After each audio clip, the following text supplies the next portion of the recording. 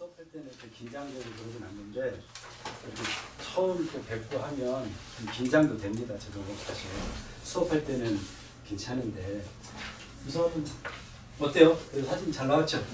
실물하고 뭐 이렇게 차이는 안 나죠? 근데 이 사진은 잘 나온 거예요. 어떤 동영상 찍었을 때는 학생들이 저보고 김정은인 줄 알았어요. 약간 동영상 찍으면 수업할 때 그런 모습이 있긴 한데, 자, 오늘 한번 어떤 거를 한 30분에서 40분 정도 준비를 했는데요.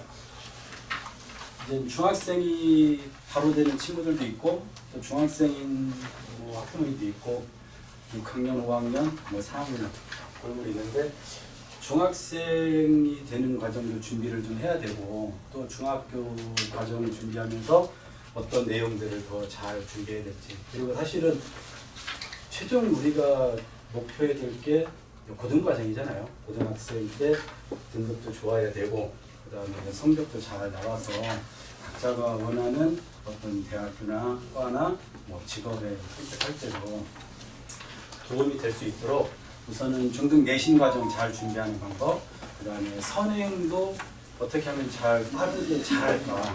무작정 막 빠르다고 좋은 것도 아니고 또 너무 늦어도 좋은 것도 아니고 적절하게 잘 진행해서 좋은 결과를 낼 수 있는 선행 과정들. 그리고 또 하나는 이 선행들을 하면서 좀 실수하는 것, 그 다음에 수능에서는 어떤 과목들이 중요하고 어떻게 선행을 잘 진행해야 될지 그 부분에 대해서 집중적으로 말씀을 드리겠습니다.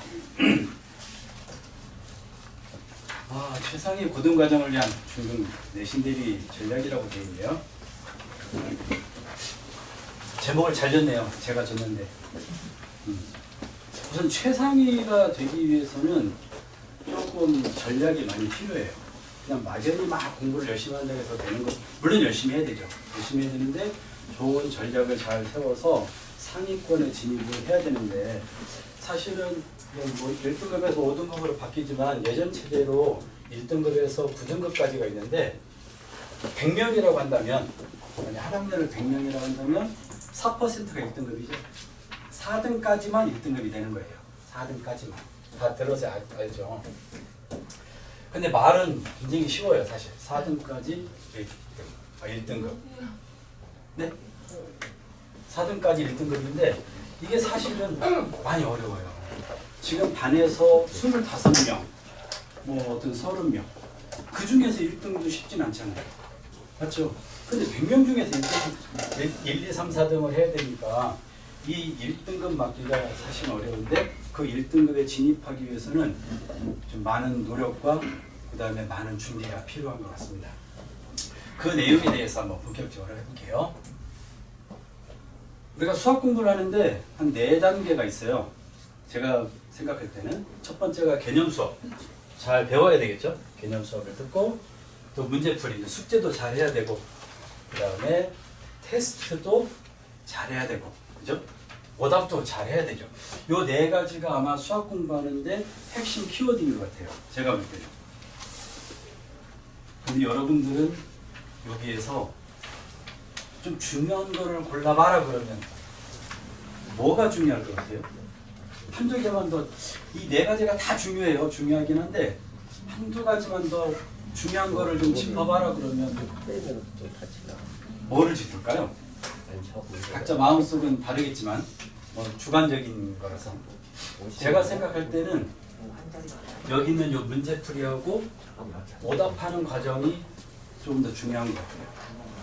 왜냐하면 이 개념 수업하고 테스트는 그냥 아이들이 앉아서 받아들이는 과정이죠. 지금 여러분들도 앉아 계시면 제가 말하는 걸 듣는 거잖아요, 지금. 이건 어떤 다른 노력이 이렇게 많이 필요한 건 아니죠. 추울 때 오는 노력도 필요하지만 실제로 과정에서는 얘와 얘는 아이들이 수동적으로 받아들이는 경우도 있죠. 그런데 이 문제풀이랑 오답은 개인의 노력이 약간 들어가야 되는 거예요. 집에 가서 그날 배웠던 내용을 숙제를 하려면 책을 펴고 노트를 펴고 책상에 앉아서 문제를 풀어야 되잖아요. 생각해야 되고 어려운 과정이죠.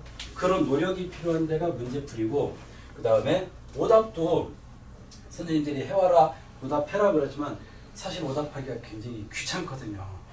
우리 인간들의 뇌는 좀 귀찮은 걸 되게 싫어해요. 가능하면 안 귀찮으려고 노력을 많이 해요, 사람들이. 그런데 오답을 하려고 딱 책을 펼치면 학생들이 그 뇌에 속아요. 어떻게 속냐면 이 문제 풀 수 있을 것 같은데 이거 굳이 나 오답해야 되고 자꾸 우리 뇌는 야, 너 이거 아는 것 같아. 빨리 넘어가 다음 문제로. 이렇게 자꾸 뇌가 나를 속이거든요. 그럴 때 그거를 뿌리치면서 오답을 하는 친구들은 노력이 대단한 거죠. 막연히 시켜서. 그리고 초등학교, 중학교 때는 사실 오답을 그렇게 중요성을 많이 못 느껴요. 친구들이. 선생님이나 엄마가 하라니까 하는데 고등학교 학생이 되면 오답이 엄청 중요해요. 왜냐하면 문제풀이도 길을 뿐더러 보통 고등학교 수업을 하게 되면 한 문제 설명할 때 한 10분씩 걸리는 거예요. 보통 어떤 문제는 15분, 20분. 안 쉬고 쭉 하고 막 설명을 해도 10분, 15분, 20분이 걸리거든요. 그런데 보통 문제들이 한 10분, 10분, 5분 이렇게 되는 문제들을 오답을 하려도 학생도 한 문제 오답하는데 5분, 20분이 5분, 10분, 20분 걸리는 거예요. 그래서 오답에 어떤 고등학교 내용에서 오답의 어떤 습관을 잘 들이면 고등 과정에서도 아주 오답 습관이 돼서 잘 할 수가 있을 겁니다. 제가 오답을 어떻게 하는지 한번 좀 예를 들어서 한번 보여드릴게요. 만약에 학생 책으로 할게요. 학생 책인데 만약에 이렇게 이제 숙제를 했는데 이렇게 틀렸어요. 만약에 이 문제가. 그러면 이제 선생님들이 풀어주면 받아 적겠죠, 학생들이. 그리고 나서 집에서 오답을 할 때는 이런 포스트잇 하나 준비해서 그 문제풀이에 얘를 착 이렇게 덮는 거예요. 그럼 적어도 문제풀이 방법이 가려져 있죠? 그러면 가능하면 문제는 쓰지 말고 만약에 날짜가 뭐 오늘 며칠이죠? 26일이죠. 25일이죠. 25일 1월 25일 테스트 3번 그리고 얘를 한 번 더 풀어보는 거죠. 풀었는데 그날 또 틀렸어요. 그러면 이 책에다가 1번 하고 그럼 내가 오답을 한 번 틀렸다는 뜻이 되겠죠?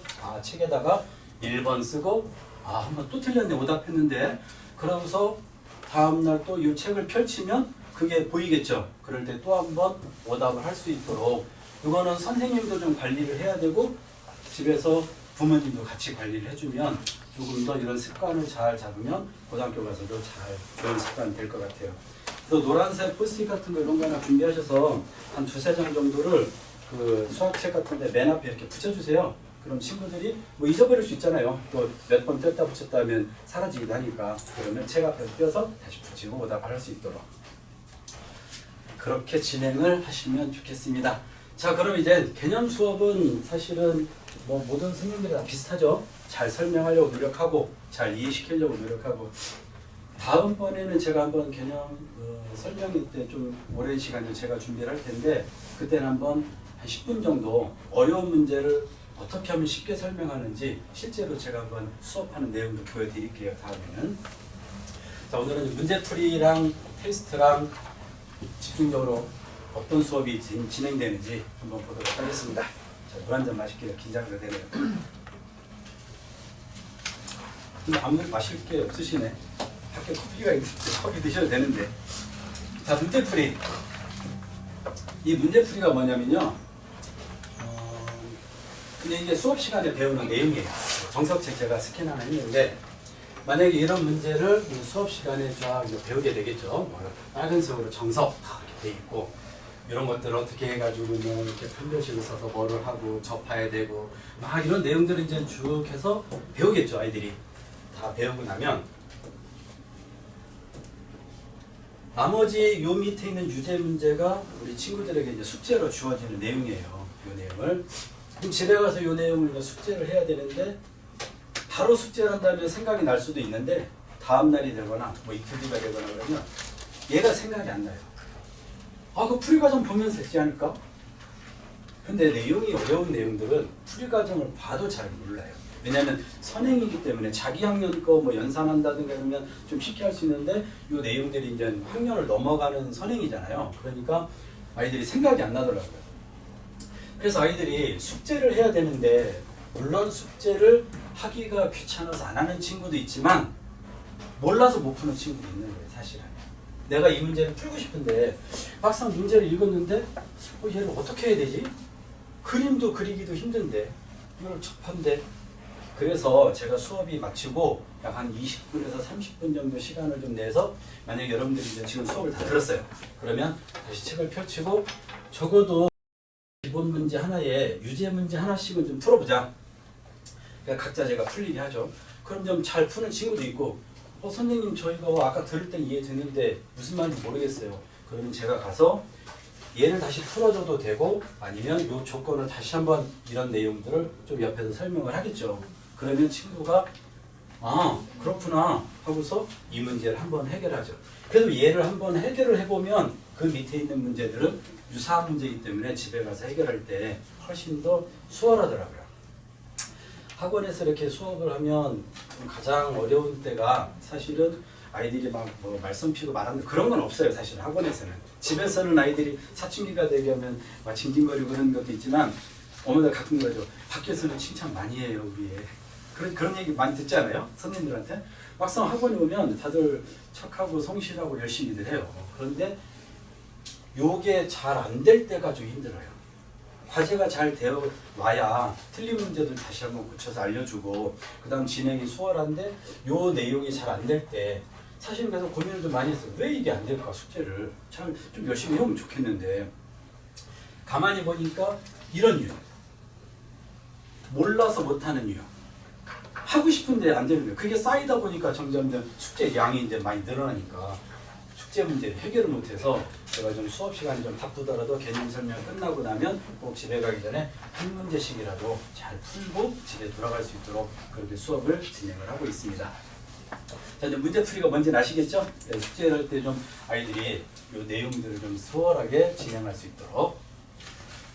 자, 그 다음에 이제 중학생이 되면 심화 문제를 좀 극복해야 되는데 보통 이제 대치동 중학교 내에서 시험을 보게 되면 평균이 한 60점이 넘어가면은 그래도 좀 문제가 좀 쉬웠네, 할만했네.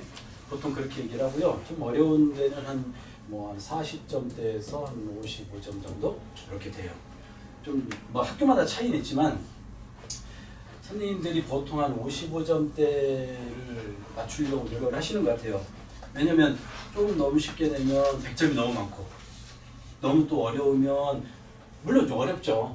물론 어려운데 보통 이 정도가 평균이니까 아이들이 한 70점, 80점 맞으면 그렇게도 뭐 망하진 않았네. 100점 맞으면 좋죠. 물론 또 100점 맞는 친구도 있고. 그런데 시험이 일단 어렵다는 거, 시험이 어렵다는 걸 좀 아시고 이 심화 문제를 좀 극복을 해야 되는데 어떻게 해야 될까? 치열하게 좀 전략도 짜고 준비도 해야 됩니다. 자, 그 내용을 한번 제가 보여드릴게요. 이 문제가 우리 이제 대치동에서 시험지에 나왔던 시험이 끝나면 제가 이제 시험지를 걷어서 다 풀어가요. 그러면 그 중에서 이 문제는 좀 어려워서 아이들이 힘들었겠네. 이 문제는 아이들 한 10분 정도 이상 넘게 걸리겠는데 이런 문제들이 있을 거 아니겠어요? 그래서 제가 그 문제들을 이렇게 모아요. 얘는 개원중학교에서 나왔고 얘는 구룡중학교에서 나왔고 여기는 김문중학교에서 나왔네요. 대명 선생님 저는 여기 반대 다른 데도 있어요. 문제가 여기 내용이 없다는 거지. 근데 이 심화가 왜 어렵냐면요. 그냥 예를 든다면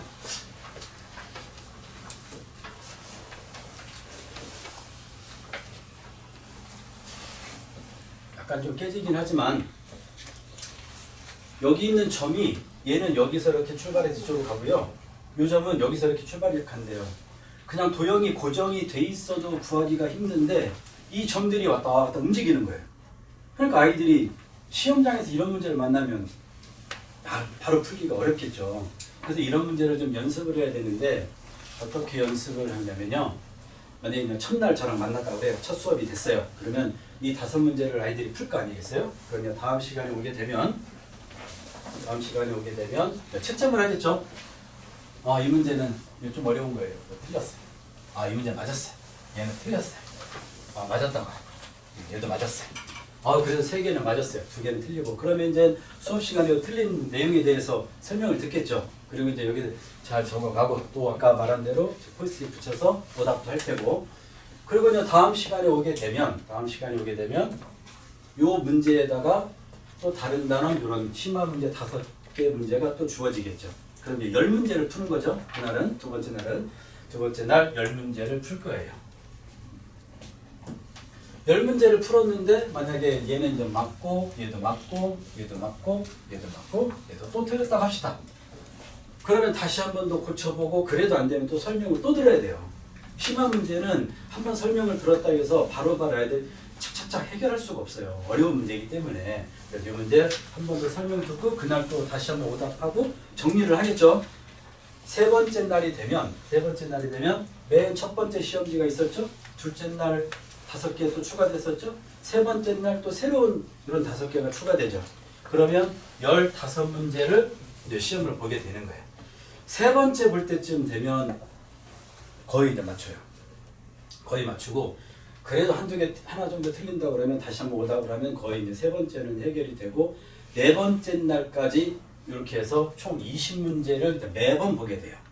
매번 5개가 추가가 되면서 20문제를 하는데 선생님이 그거 너무 심화를 반복하는 거 아니에요?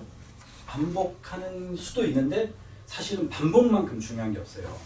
이런 심화 문제 해설은 본인이 착착착 풀잖아요? 그럼 시험 시간이 어떻게 되냐면 보통 학교 시험이 40분에서 45분이 주어지잖아요. 그러면 시험이 끝나고 아이들이 가장 많이 하는 말이 시간이 부족했어. 맞잖아요. 시간이 부족하다고 하죠, 아이들이. 시간만 주어지면 나 그 문제 풀 수 있었는데 사실은 시험이 끝났잖아요, 지금. 그런데 시간이 없으니까 못 푸는데 시험장에서 이런 문제를 쫙 읽어요. 그리고 한 5초에서 10초 내에 나 이 문제 이렇게 풀어야지 생각이 나면 걔는 푸는 문제.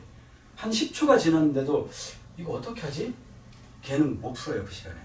막상 풀어도 10분, 20분이 걸리는 거예요. 한 문제 가지고 한 10분 넘어가 보세요. 다른 문제 어떻게 풀어요? 안 되잖아요. 시험장에서는 내가 창의력도 발휘하지만 어떤 심화 문제 해결하는 이런 방법들이 많이 숙달이 돼 있어야 시험장에서 선생님들이 어렵게 내는 문제를 만나도 기죽지 않고 나 이 문제 이렇게 풀어갈 거야 라고 해서 그 문제를 해결해야 해결이 되는 거죠. 우리도 어딘가를 가는데 내가 알고 있는 길이면 잘 가죠. 근데 생소한 길이면 나 이거 어디로 가야 되지? 이쪽으로 해서 가는 게 나을까? 일로 가는 게 나을까? 그거 고민하다가 한참 빙빙 돌아서 가기도 하고 그러잖아요. 그렇지만 내가 아는 길은 제대로 잘 짚어서 가잖아요. 정확히. 심화 문제도 좀 많은 반복을 통해서 내 걸로 만드는 과정들이 많이 필요한 겁니다. 이번에 수능 그 만점 맞은 여학생도 엄청난 많은 심화 문제를 킬러 문제들을 계속 반복했다잖아요. 한번 뉴스에 나왔었잖아요. 그리고 예전에 이제 김포외고 다녔던 아버지가 일찍 돌아가시고 혼자 이제 뭐 영어도 잘못했는데 우연히 하여튼 김포외고를 간 학생이 있었는데 수능 만점 맞은 학생이 있었어요. 근데 그 학생은 정석책을 처음에 고등학교 올라가서 봤는데 너무 무섭더래요. 그래서 정석책은 안 보고 다른 책을 하는데 방학이 딱 되면은 7권 책을 푸는 거예요. 7권 책. 하루에 7시간 이상을 수학 공부를 했다고 그래요. 그리고 만점을 받은 거예요. 또 어떤 한 분은 변호사신데 책 쓴 걸 봤는데 서울대를 가서 해양학과 쪽에 갔다가 나 이건 아닌 것 같아. 다시 그만두고서 다시 공부해서 고대 법대를 가신 분인데 그분은 실력 정석을 7번을 풀었대요. 보면 어떤 친구는 책을 7권을 푸는 친구도 있고 또 어떤 분은 한 권을 7번 푸는 친구도 있고요. 방법은 똑같아요, 사실은. 그 7권을 풀면 문제가 이 책에서 봤던 문제가 이 책에서 나오고 이 유형이 또 저 책에도 있고 이렇게 약간 호환이 되거든요. 그래서 사실은 7번 반복한 거랑 똑같고 실력 정석 7번 푼 문제도 똑같은 방법이죠. 그런 분들이 나중에 결과가 좋은 거예요. 그래서 우리도 공부할 때 가능하면 자꾸 이렇게 어려운 문제를 반복하게. 쉬운 문제를 반복하는 건 별로 안 좋아요. 쉬운 문제 25개 푸는 것보단 오히려 심화 문제 5개를 잘 고민해서 푸는 게 오히려 훨씬 더 좋은 방법인 거예요. 자, 이제 그 기출 서술형 극복하는 방법 좀 이해되셨죠? 자, 이제 개념 테스트라는 걸 좀 말씀을 드릴 텐데 좀 이따 보고요. 개념 테스트. 제가 이제 개념 설명을 막 하겠죠. 처음 배우는 내용들이니까. 만약에 평균값 정리, 뭐 롤의 정리를 배우고 평균값 정리를 배웠어요. 이건 이제 미적분에 나오는 내용인데, 그럼 이런 설명들을 막 해요. 이제 뭐 미분 가능하고 그래프도 그려서 이렇게 보여주고 쫙 해요. 그러면 보통 만약에 100명의 친구가 배웠어요. 그럼 100명의 친구 중에서 정말로 요 집에 가서 이런 그래프를 한 번이라도 그려보는 친구가 있을까요? 없을까요? 우리 애는 그려볼 거야. 우리 애는 정말 저런 거 할 거야. 그렇지. 그런데요, 아이들 보면 이 말 읽는 것도 싫어해요. 이걸 읽는 것도 딱딱하잖아요. 다 친구가 어쩌고 연속이래. 연속하고 내 삶하고 뭔 상관이야. 열렸대요. 뭐가 열렸는데? 미분 가능하대. 미분도 어려워 죽겠는데 미분 가능하대. 이것도 안 읽는데 이거 그리겠어요? 안 그린다고 얘기해요. 그리고 그냥 문제를 풀려고 노력을 해요. 그러다 보니까 이제 점점 수학이 어려워지는 거예요. 수원, 수투, 미적. 그래서 제가 다음 날이 되면 요거를 시험 본다고 아이들에게 이제 박스 이렇게 네모칸 쳐라. 요거 시험 볼 거야. 그 다음에 요것도 시험 볼 거예요. 요렇게 하고, 요거 시험은 아이들의 막 뭐 못했다고 혼내려고 하는 게 아니고, 이런 그림을 한 번이라도 그려보고 얘를 좀 한 번 좀 쓰게 하려고 해서 집에서 한 번 읽어보고 그림 그려보고 시험 보기 한 10분 전 10분 주고 다시 한번 공부시키고 시험을 봐요. 얘는 이제 싹 비워두고 저는 요것만 써놓고, 그러면 친구들이 요 내용을 한번 쓰고 요 그림도 한번 그려보고, 그러면 이런 그림을 한 번이라도 그려본 친구랑 안 그려본 친구는 다르겠죠. 맞잖아요. 시험에서 이런 그림들이 나올 텐데 이런 걸 그림을 그려본 애랑 안 그려본 애는 천지차예요. 왜냐하면 이런 FA, FB 이거 쓰는 자체도 아이들이 어려워하거든요. 이 자체를. 그런데 이런 거를 한 번이라도 그려보고 테스트할 때 좀 신경 써서 외웠던 친구들은 개념 정리가 잘 되겠죠. 개념 정리가 잘 된다는 의미는 이런 거예요. 실력 문제 보니까 이건 상위 문제인 것 같아요. 어려운 문제. 근데 문제를 읽어봤더니 뭐 미분 가능하대요. 그렇구나. 요게 문제고 요게 문제인데 얘를 만족시킬 때 문제가 한 줄도 안 돼요. 문제가 한 줄도 안 되는데 아이들이 이 문제를 만나면 당황해요. 일단 뭘 하려는 거지? 나한테 원하는 게 뭐지? 뭐가 식이라도 있어야 뭘 대입해보고 풀어 나갈 텐데, 도형이라도 있어야 될 텐데 이게 다 뭐 이러는 거지? 이러다가 이게 다 F, G, 1, 숫자도 1형이야. 짜증나 막 이렇게. 그러다 찢겨져 이제. 근데 사실은 얘가 미분의 개념이에요. 딱 그 개념 한 문제를 푸는 건데 그 내용을 기억을 못해서 이 문제를 해결 못하는 거죠. 그래서 수능 문제에서 좀 어려운 쪽에 들어가는 게 어떤 문제가 쫙 읽고서요. 기역, 니은, 디귿 세 개를 줘요. 기역, 니은, 디귿. 세 개 중에서 옳은 것을 골라세요. 가장 어려운, 학생들이 가장 어려워요, 이 문제를. 근데 이런 문제들은 다 개념에 관계된 문제. 막 풀어서 해결하는 게 아니라 개념을 아냐 모르냐 문제가 이런 유형이에요.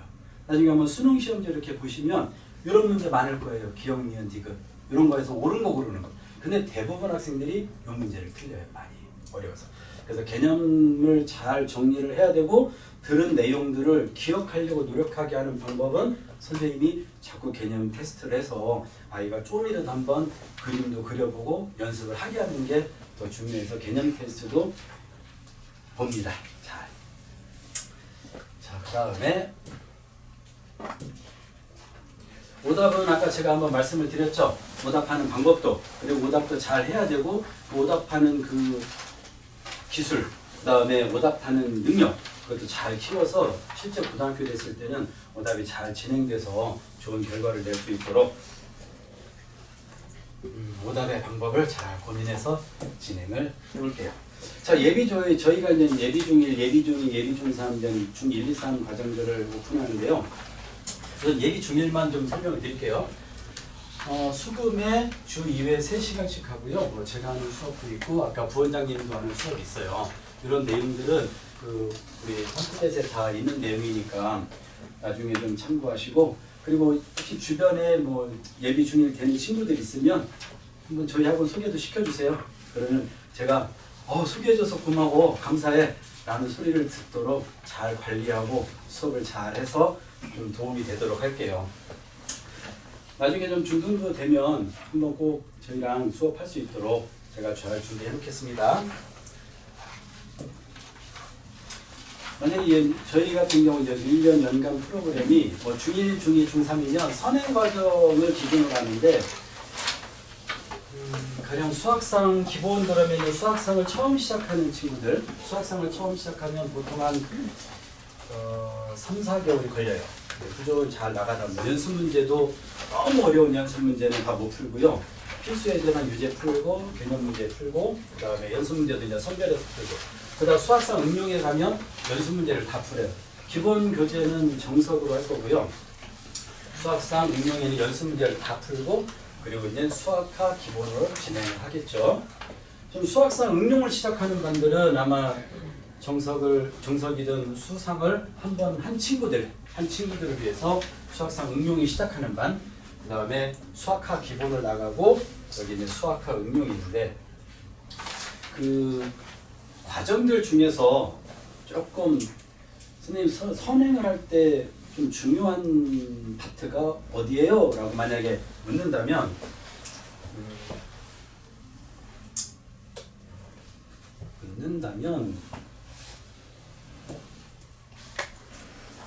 우선은 고등학교 과정, 중학교 과정에서 중2에 2차 함수가 있고요. 중3에 1차 함수죠.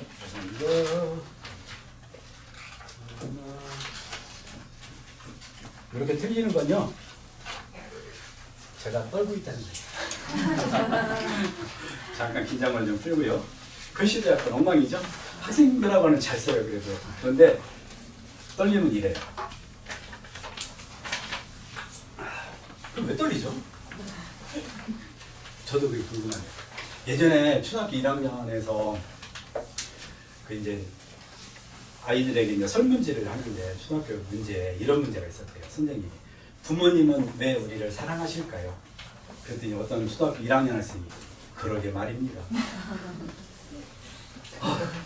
이런 말을 해야 좀 제가 안 떨리죠. 좀 웃어주세요. 근데 저도 안 떨리지. 중1, 중2 때 1차 함수를 배우고요. 2차 함수를 배우고 그 다음에 이제 고등학교 수학상 내년에는 바뀌죠. 공통수학은 2로 그 다음에 수학하가 있고요. 그 다음에 이제 지금 현재 체제로 할게요. 수원, 수투, 그 다음에 이제 뭐 미적, 확률통계 이렇게 했는데 실제 수능을 보게 되면 여기까지는 안 봐요. 이게 수능 과목이에요. 그죠? 맞죠? 그 다음에 수원, 수투가 합해서 22문제가 나고요. 얘가 8문제가 나요. 미적분 선택하면 8문제, 확률 통계하면 8문제. 선생님 미적분 좀 덜 해도 되겠네요. 어떻게 해요? 4점짜리 여기 있는데. 중요한 문제가. 그래서 수원, 수투도 잘해야 되고 얘도 잘해야 되는데 실제로 중요한 것은 1차 함수랑 2차 함수, 수상, 수하가 엄청 중요해요. 고등학교 2학년이 되면 공부하지 말아기도 대부분 열심히 해요. 고3 때도 열심히 하고. 근데 이런 문제를 해결하려면 수상하고 수화가 잘 돼 있어야 돼요. 수상, 수화가 잘 돼 있는 친구는 나중에 수원, 수투 하는데 어려움이 훨씬 없어요. 똑같이 출발을 해도. 근데 수상, 수화, 고등학교 1학년 과정이 잘 안 돼 있는 친구들은 나중에 고등학교 2학년, 3학년 되면 많이 힘들어해요. 수학을. 열심히 공부해요. 수학 공부를. 그런데도 점수가 안 올라가고 등급이 안 올라가는 친구들은 수상화가 잘 안 돼 있는 친구들이에요. 고3들 수업해보면 실제 어려운 게 제가 이 문제를 한번 가져왔어요. 이게 수학상에 있는 기본 문제인데 나머지 정리라는 문제인데요. 한번 볼게요. fx를 어떤 제곱으로 다 문제 푸는 거 아니에요. 다음에는 제가 한번 이 문제 풀어서 어떻게 쉽게 하는지를 좀 설명을 해드릴 텐데 오늘은 푸는 게 아니고 얘로 나눴더니 나머지가 얘래요. 그 다음에 또 얘로 나눴더니 나머지가 얘래요. 그리고 나서는 이 식을 얘랑 얘를 곱해서 다시 나누래요. 곱해서 나누래요. 이거는 수투에 있는 좀 전에 말했죠. 수투. 수능 시험에 나오는 거. 미적분. 미적분이 있는데 실력 업이네요. 그럼 심한 문제인 거예요. 한번 볼게요.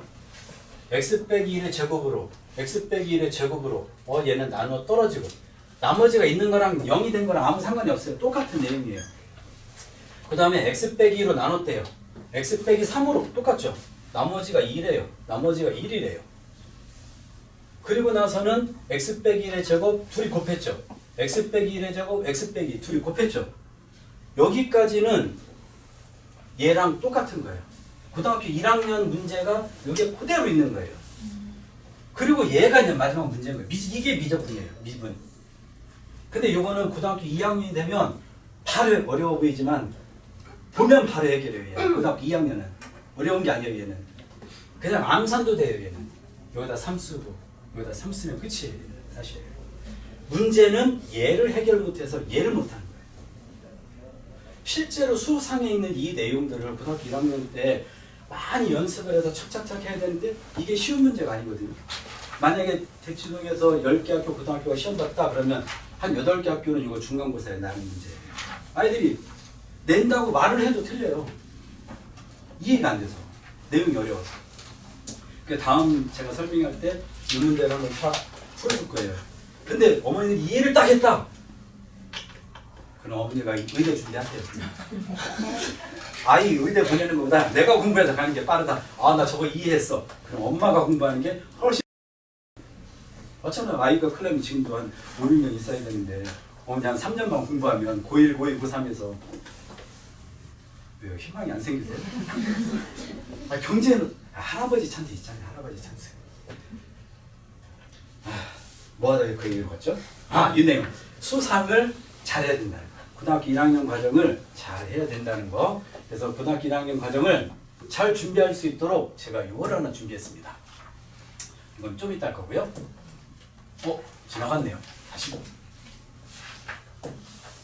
자, 제가 그래서 주말에 수학상 한 4시간 수업하는 특강을 하나 좀 준비했습니다. 토요일 날 오전에 그 다음에 일요일 날도 있고요. 자, 이거는 기본 정석 특강을 하는데 개념 설명하고 유제 문제 풀고요. 연습 문제도 거의 풀고 가능한 숙제는 없도록 하려고 그래요. 아이들 바쁘잖아요. 정규반도 다녀야 되고 황소도 다녀야 되고 영어도 다녀야 되고 과학도 해야 되고 국어도 해야 되고 그래서 가능하면 숙제는 좀 없도록 해서 수업 시간에 마무리를 하고요. 그 다음에 수학상을 좀 개념을 한 번이라도 공부한 친구들은 요즘에 대치동에서 가장 핫한 교재죠. 고쟁이. 요거 문제풀이 좀 반도 하나 개설했어요. 수학상을 한 친구들이면 한번 이런 문제풀이에서 좀 3시간 정도에서 문제를 좀 같이 풀면서 좀 정리할 수 있는 시간. 이게 파트 1이라고 한 것은 고쟁이 같은 경우는 스텝 1, 2, 3가 있는데요. 3가 이제 심하고 1, 2는 센 정도 되는 거, 센 정도 수준. 그래서 1, 2를 먼저 끝내고 수학상 기본 정석이 끝나면 이게 이제 16회 과정이고요. 16회가 끝나면 실력 정석을 나갈 거예요. 그때 이 스텝 3를 같이 풀 거예요. 그래서 좀 심화까지 하고자 하는 친구들이면 실력 정석까지 해서 이렇게 보통 예전에 이제 한화고나 이렇게 특목고 가는 친구들 보면 가기 전에 수상을 그래도 한 4번 정도 악상이도 고등학교 될 때쯤 그러니까 중3까지 한 4번 정도는 하는 것 같아요. 최소 4번, 5번. 그리고 수원수도 안 하는 게 아니고 수원수도 2-3번 하고요. 수원수도 2-3번 하고 오히려 수상을 좀 더 많이 하고 해요. 왜냐하면 고등학교 1학년, 중학교도 마찬가지고 입학하고 나서 3월달에 입학하잖아요. 뭐 하다 보면 교본 마치고 입학했네 했는데 한 2-3주 지나면 이제 중간고사 볼 거예요. 말 나오기 시작해요. 2-3주 다 됐는데. 왜냐면 5월 5일 어린이날 그 전주에 끝나거든요. 그러니까 3월 입학하고 3주, 4주 다니면 4월이면 시험 준비한다고 하죠. 그러면 한 번 끝나고 중간고사 끝나고 신난다. 한 2-3주 지나면 기말고사 본다고 하고. 그리고 여름방학 한 3-4주 지나면 개학. 그리고 또 3-4주 지나면 또 시험 본다. 1년이 그렇게 금방 가죠. 그래서 좀 미리미리들 많이 좀 수학 상하는 준비를 해서 고등학교 과정도 준비를 잘 할 수 있도록 했으면 좋겠습니다. 자, 그 다음에 이제 수학상을 특강을 하는 친구들 위해서 제가 오픈 클래스 하나 준비했는데 수상을 하기 위해서는 1차 함수도 잘 돼 있어야 되고요. 연립방정식도 좀 잘 돼 있어야 되고 그 다음에 2차 함수도 잘 돼 있어야 돼요. 2차 함수는 포물선이잖아요. 이런 과정들이 좀 잘 돼 있어야 수상을 진행하는데 좀 어려움이 없어요. 그래서 연립방정식 활용을 이때 한번 제가 정리를 한번 해주려고 그래요. 그 x랑 y 연립 두 개로 된 식을 x, y 찾는 거랑 나중에 이제 1차 함수로 연결되는 과정까지.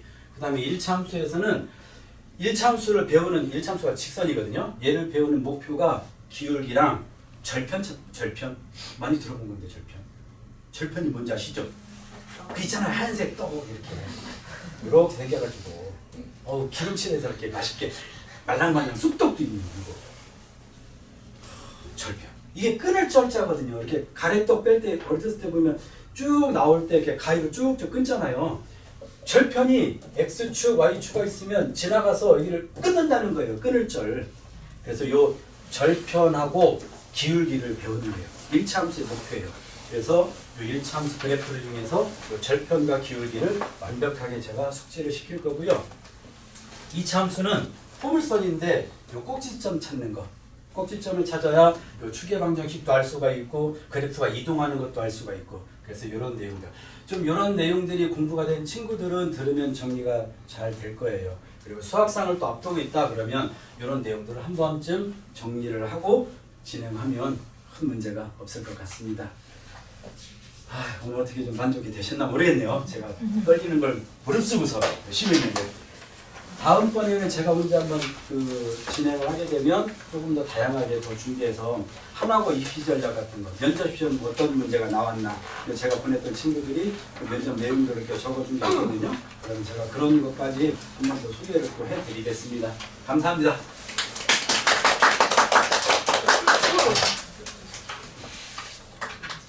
상처 딱 뺏어가시는